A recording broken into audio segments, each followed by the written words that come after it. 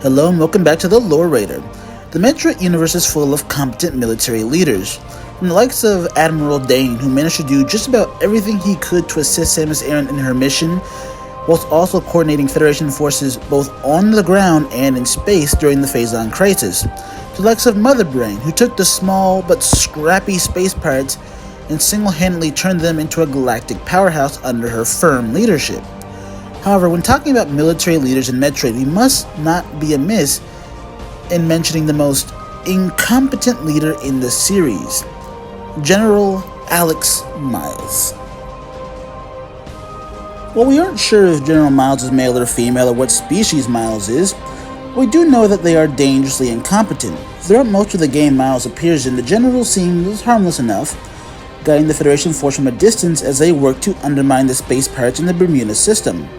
But when the Doomsday is uncovered, General Miles is thrust into the center of the action.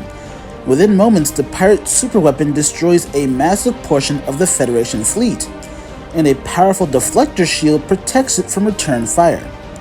Now, unlike the Battle of Endor that this battle is trying very hard to emulate, the Federation isn't being pinned down by a massive enemy capital ships that force the battle to be an all-or-nothing brawl.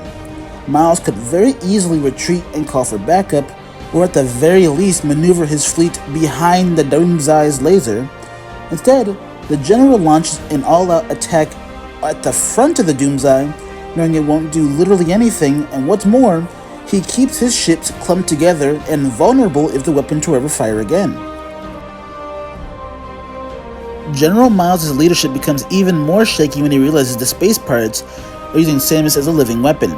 Realistically, he should have no expectation that his troops will be able to survive such a battle against Samus, and he effectively dooms his men to what should have been a suicide mission. However, when plot armor prevails and they magically defeat Samus and the Federation force takes out the Doomsday's deflector shield, does Miles send a dropship to pick them up and save their lives? No.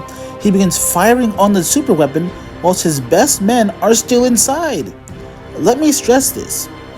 Instead of sending a dropship to pick them up, he leaves his best soldiers, the ones that defeated Samus, inside the thing he's shooting at.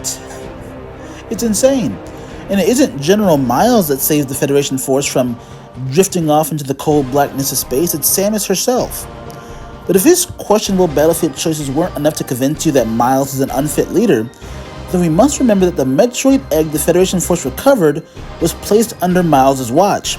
And not only does he have literally nobody guarding the Metroid egg, save for a shitty, easily hacked computer, but evidently he has no cameras in place either. And that means, surprise, surprise, due to Miles' incompetence, Silex managed to steal away the Metroid.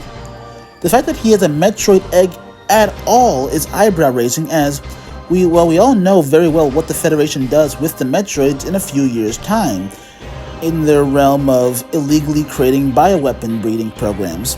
One must wonder if Miles is secretly in the pocket of corrupt elements of the Federation.